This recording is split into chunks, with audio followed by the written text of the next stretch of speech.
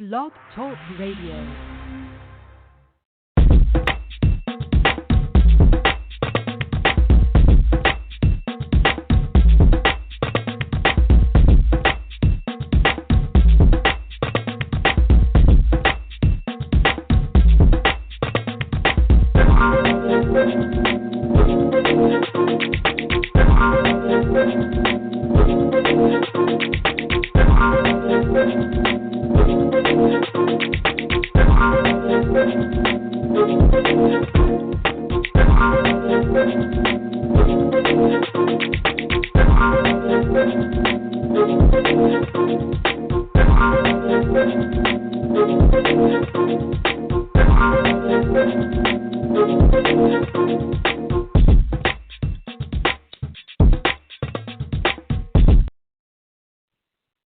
Good afternoon, everyone. This is Chris on IMTN Worldwide Radio, and this is Books to Read on a Saturday afternoon in July.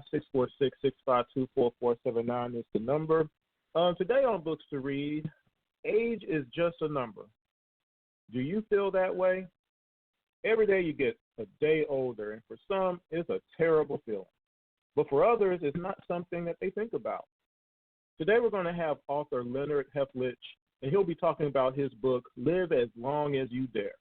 Now, his book is going to discuss several aspects of age and how things can be adjusted with a little tweak here and a little tweak there. He's going to discuss lifestyle. He's going to discuss diet. He's going to discuss exercise. And he's going to discuss state of mind. Could you use a little help feeling young again? So tune in, listen in, call in. Be sure to follow the show on Facebook and Instagram under IMTN Worldwide Radio.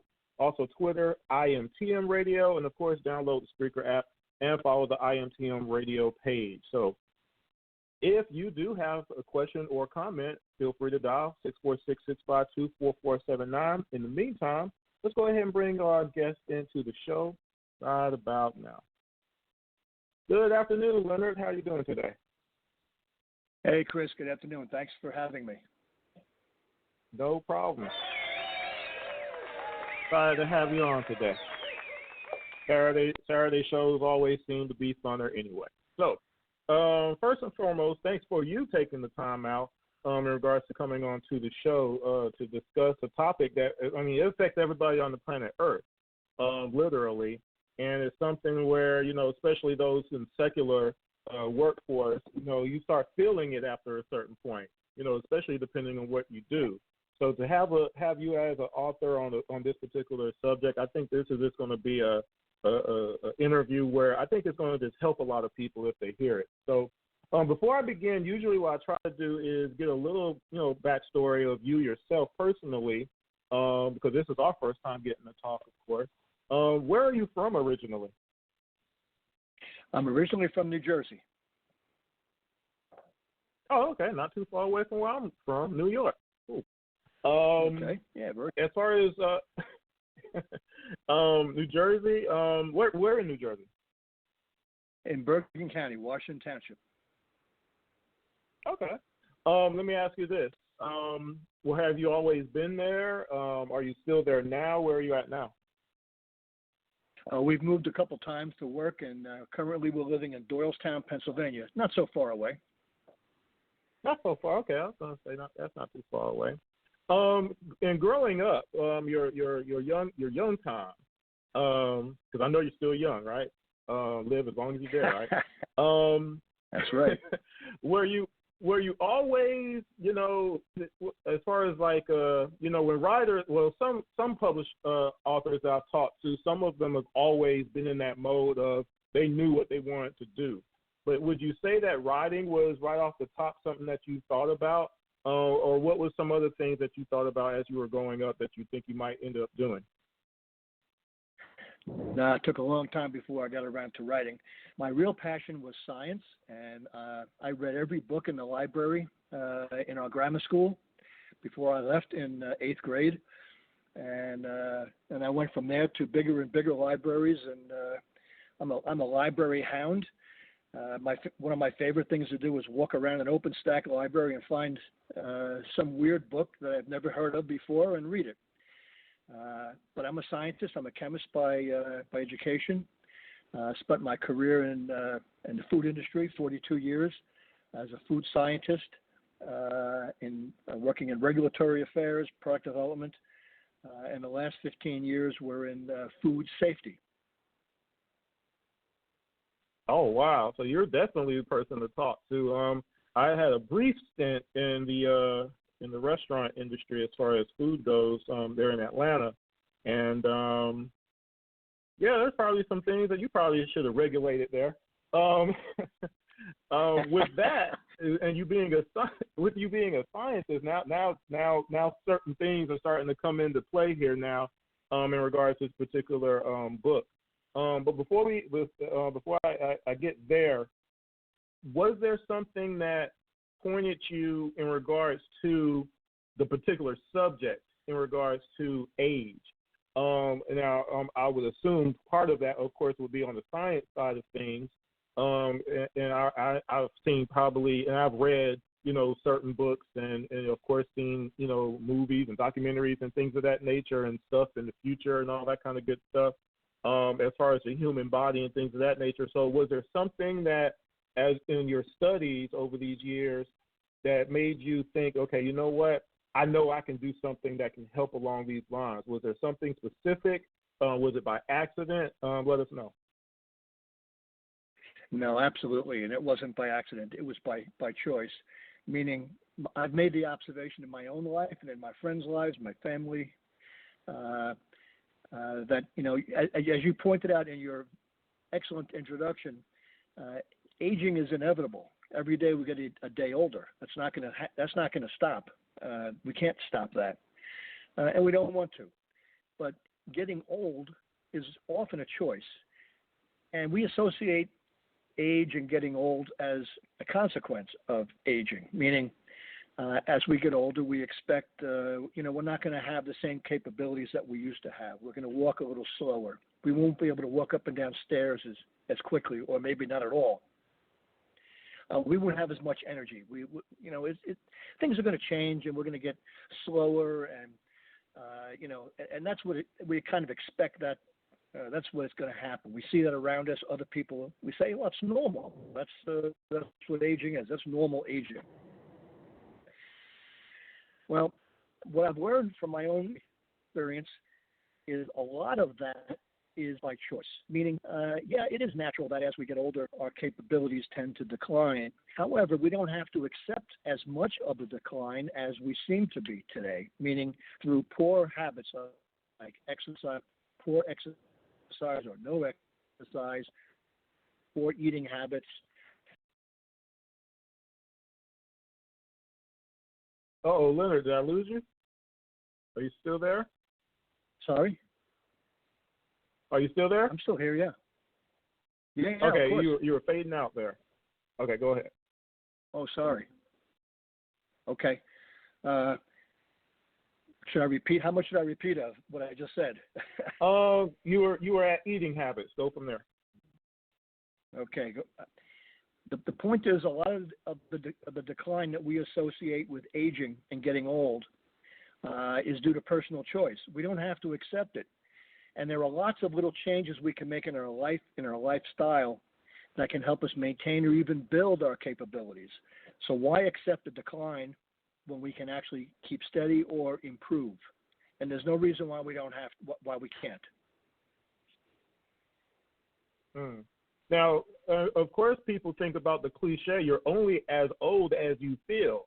And one of the biggest things that you see, especially now with the advent of social media, and you see older ones in their 90s running marathons or working out or lifting weights and all this type of stuff and everything, is the longevity of doing something constantly over and over and over again and not being inactive. So I do know that has a lot to do with it, and that goes both on the physical end and the mental end. You mentioned as far as reading a whole library worth of books.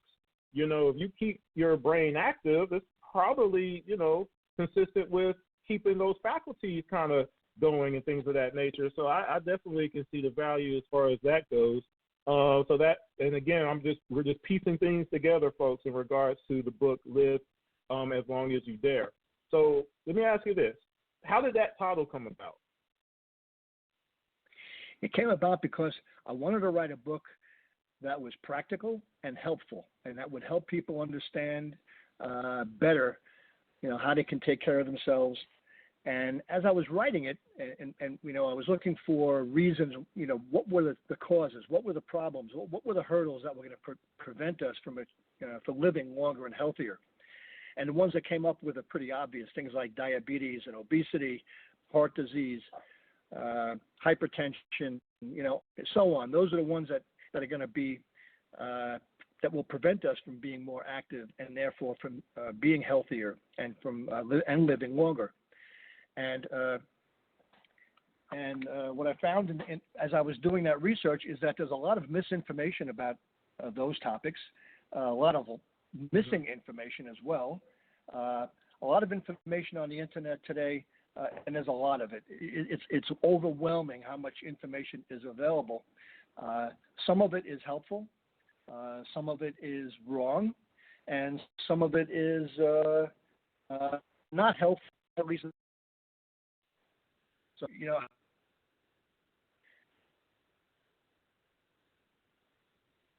Leonard, it sounds like we have a little technical on your phone there. You still there? I'm still here. All right, there you are. You faded out there, Leonard, so you don't mind repeating that last part? Okay. There's a lot of misinformation and lack of information. And, of course, the internet today is loaded with all sorts of facts, supposed facts, not much data to back them up. But some of those facts are wrong. Some of them are harmless, but not helpful.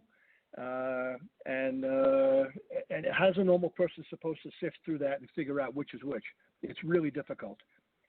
So as I started doing my research into diabetes, as I started doing my research into diabetes and hypertension, it became obvious that there were lots of things we could do, but the reason most people weren't doing them, first off, is they weren't aware that they could do these things and it would actually help. And second, they didn't have the attitude. In other words, they're not thinking, what can I do today to change my life? What little step can I add to my lifestyle today to make myself healthier and happier and live longer? They're not thinking that way. So that's why the word dare is so important. We have to dare to live longer and healthier, and if we do it, we can.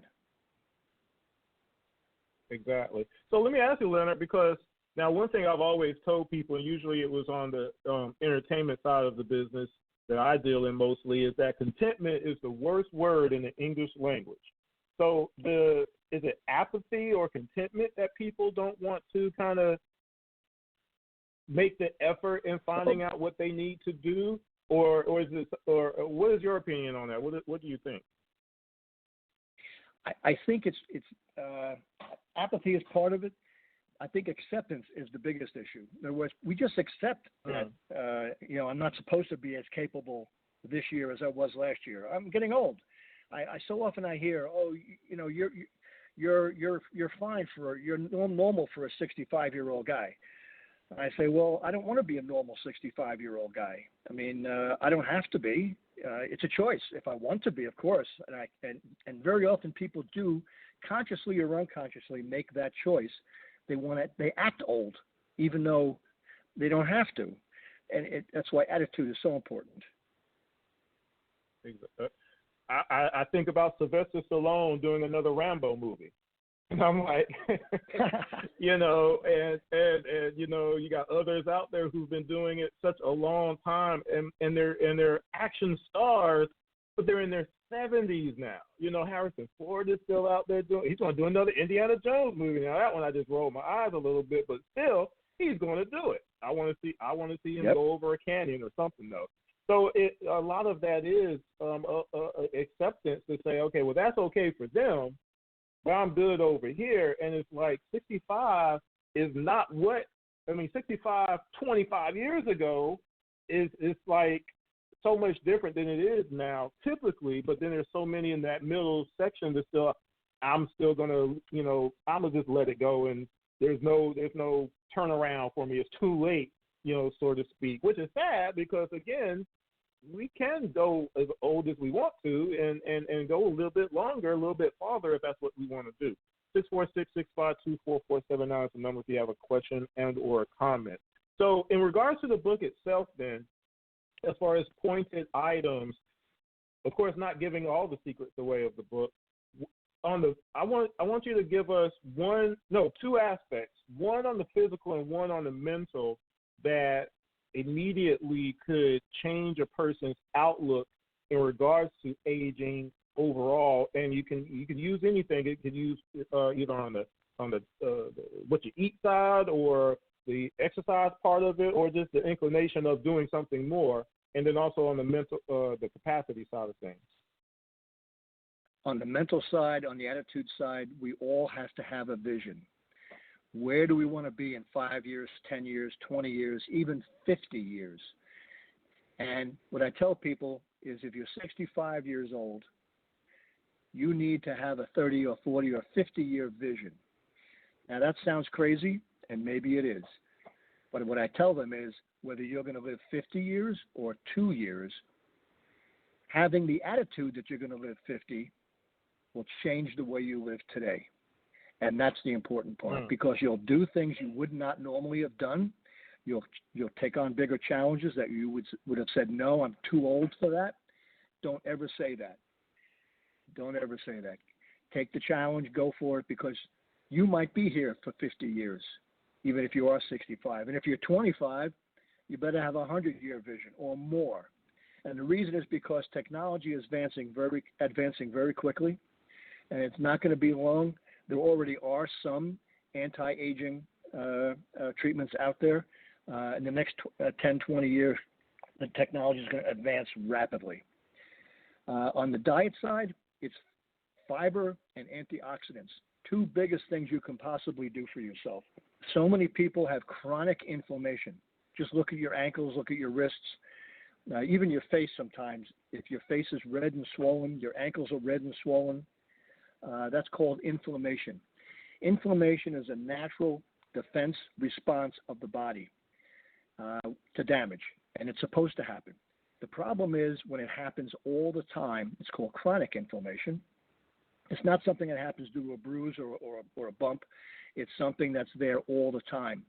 That's when the system gets out of control and it becomes hurtful. It becomes damaging to our bodies.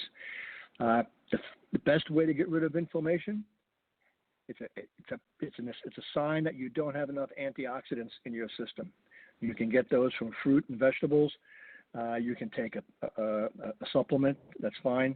There's lots of ways. Learn about that. Turmeric, also called curcumin, is the best, one of the best, and there are more coming down the pike. I'm personally working on a project with a team to develop a product using C60, carbon 60. It's a very unique molecule made all of carbon. It's an outstanding antioxidant. It's going to be a life-changing event for a lot of people. And fiber, most people get about 10 grams of fiber a day. We actually need more like 50. I've read actually up to 100. Wow. So we are not even in the ballpark. When you get to 50 grams of fiber, and I've been there for a year now, 50 grams of fiber per day, it's not easy to do, but if you work at it, you can do it. When you get there, you're going to find all sorts of benefits, and not just benefits in the bathroom. That's what everybody thinks. But your blood pressure goes down, your blood glucose control gets better, you sleep better, lots and lots of benefits. Fiber is huge. We really need more fiber in our diet. Well, I'll definitely keep that in mind personally then, because I know I don't get I know I'm not even in that ballpark as far as that goes, so I'll definitely keep that in mind personally. Now, one thing, Leonard, you mentioned earlier is just the amount of information. I was careful not to use the word wealth of information, because all of it is not the good stuff, as you mentioned. Now, do you feel, and you kind of hinted at it, is it because so much information is out there, it can get overwhelming for a person to be like, okay, well, I'm going to try to sift through all this, but I don't know what is good and what is not good. And you, like you said, some of it is harmful, not harmful, but some of it might be, depending on what it is, because, some people, or of course, a lot of people out there, they're just plain old selfish, and they don't really care if they're saying anything that's true or false. As long as they get somebody to buy into whatever they got going on, they're going to pay some money. So are there any, let's say, how can I say it, red flags that you could mention to us, to where if you're looking at information, you're starting to do some research on your own, as far as the certain things in general in regards to health and things of that nature, what are some things to kind of the danger signs per se? Well, that's a tough question to answer. It's hard enough for a scientist. For a normal lay person, it's going to be even more difficult. But I'll tell you this: most articles and most information that's posted on the internet today comes from is one or the other. It's either an opinion piece, in other words, it's someone's opinion, and what that is based on is hard to figure out. But try and find out where they got that information from. And a lot of it is based on studies, scientific studies. And very often those scientific studies have not been repeated, have not been proven, they've not been reviewed, and very often they're wrong. A good example is coffee. You go back about 25 years ago when we were told that coffee is bad for you, coffee causes cancer and hypertension. That's what we were told. Today, after 30 years of research gathering, and it takes that long when you're talking about humans. Okay, it's not easy to gather the data. Today, we know for a fact that coffee not only doesn't cause heart disease, it's actually protective against it. And because it's high in antioxidants, it's protective against hypertension and heart disease and cancer as well. So for 30 years, we walked around with misinformation. Someone told us coffee's no good, and they were wrong. That's an example. So it's really hard to figure it out. And sometimes it takes 30 years. But I would suggest that you take it with a grain of salt, but read try and figure out what you're reading and where the source is and whether the person is reliable and has their facts together. Be real careful with opinion pages because very often they're just that, an opinion. Wow, that's deep right there. And you're definitely right as far as the research part of it, and of course we have to wait and see. But yeah, coffee was something that I remember my grandmother way back in the day kind of say something to that effect, and here it is, like you said, it actually is the opposite of that. So that's a wonderful point right there. I'm glad you mentioned that one. Live as long as you dare. Now, question: Is this your first book? It's my second book. I wrote a book. 2 years ago, I published a book called Balanced Leadership. It's on how to be a better leader.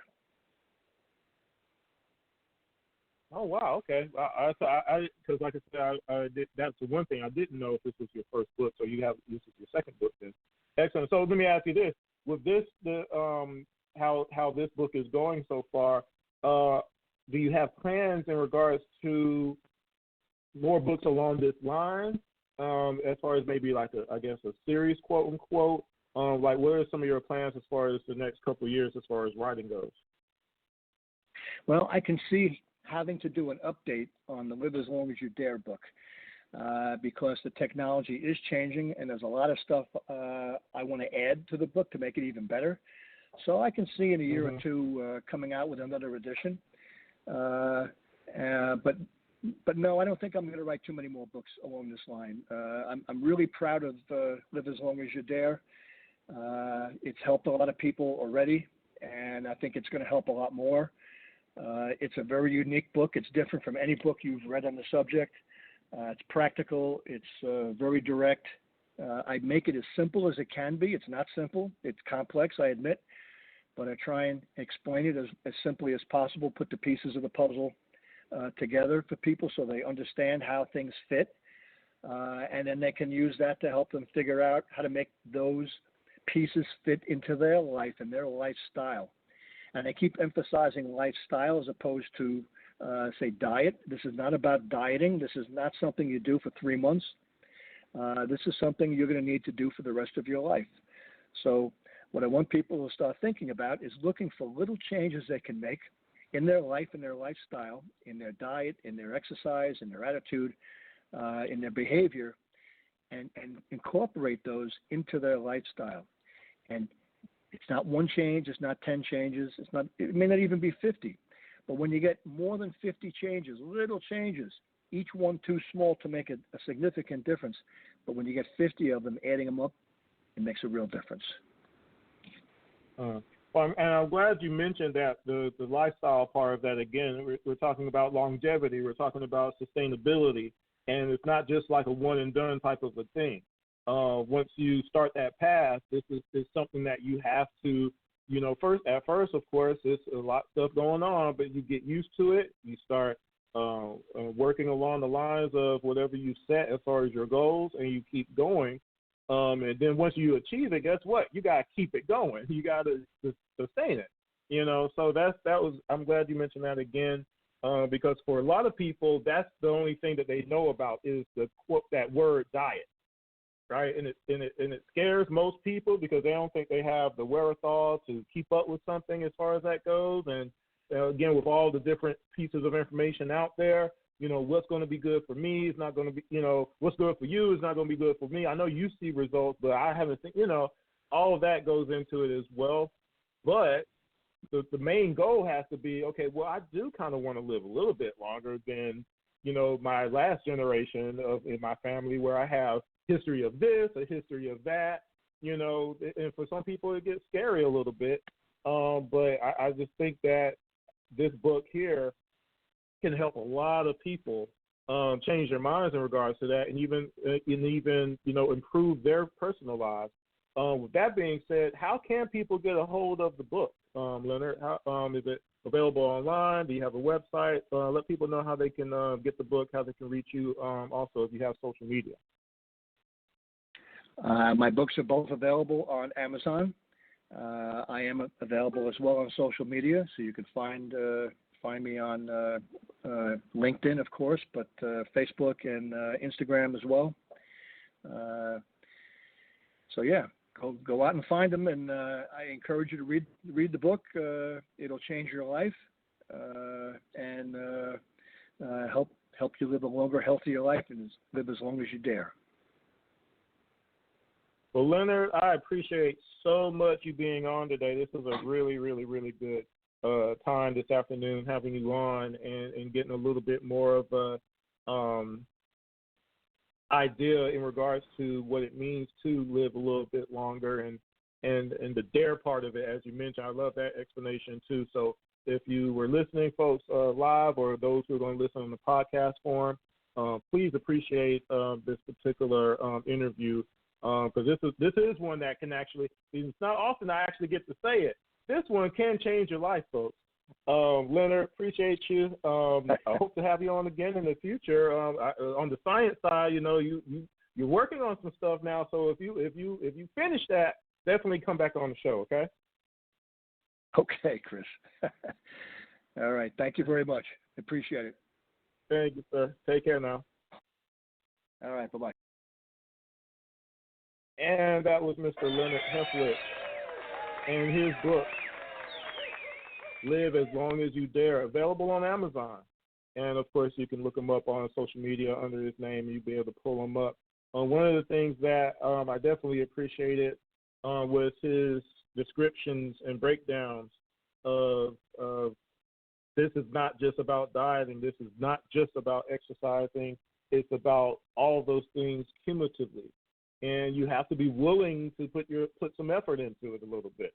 And a lot of people are just they're not ready for it. But again, when you talk about the alternative and you're saying, well, I am now 60 and I'm just winding down, I'm just, wishing.